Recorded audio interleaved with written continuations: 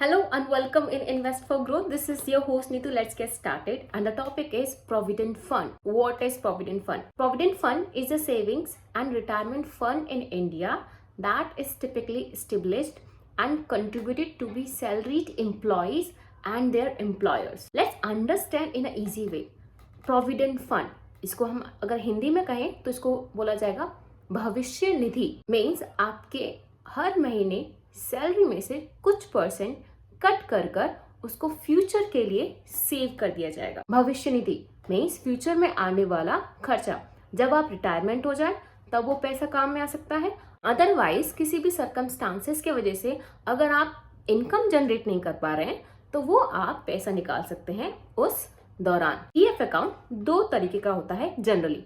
First one is EPF and second one is PPF. So let's understand first EPF. EPF means Employee Provident Fund. इसको establish किया गया 1952 में और जो इसको संस्था जारी करती है उसका नाम है EPFO, Employee Provident Fund Organization. Let's understand EPF. EPF Employee Provident Fund. Employee you understood या तो गवर्नमेंट हो या फिर प्राइवेट हो। प्राइवेट में भी जिस कंपनी में 20 से ज्यादा एम्प्लॉय हो वही इस फंड को ओपन करवा सकते हैं। So how much percentage goes in PF account? So it will be 12%, means 12% आपकी सैलरी में से कट कर पर मंथ उसमें जमा होगा।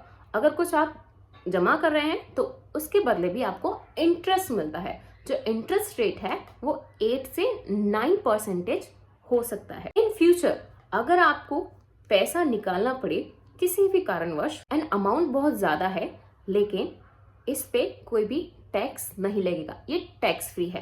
एज वेल एज अगर किसी ने कर्जा लिया है 1 लाख का, अगर उसके पास अभी इनकम नहीं है, कोई भी इनकम जनरेटेड नहीं है, तो बैंक जो पैसा है आपका पीएफ अकाउंट में उसको निकाल नहीं सकता। सो मीन्स आपका पैसा उसमें सेव रहेगा एज वेल एज आपको इंटरेस्ट भी मिलेगी। ओनली फॉर गवर्नमेंट एम्प्लॉय जो ये कहते हैं कि अभी हमारा खर्चा इतना ज्यादा नहीं है, अभी हमें फ्यूचर के लिए और सेव करना है, मीन्स हमें 12% नहीं, हमें और इसमें सेव करना है, तो उसके लिए एक अलग अकाउंट खोला जाता है that we call general provident fund. अब प्राइवेट कंपनीज के एम्प्लॉयज जो हैं वो कहते हैं कि हमें भी 12% सेव नहीं करना, उससे ज्यादा सेव करना है, तो उनके लिए भी एक अलग अकाउंट है that we call voluntary provident fund. So उसमें वो मोर देन 12% भी जमा कर। I hope you understood very well EPF account, and if you have any query you just write in a comment, and this video is only for an educational purpose. If you have any query you just comment.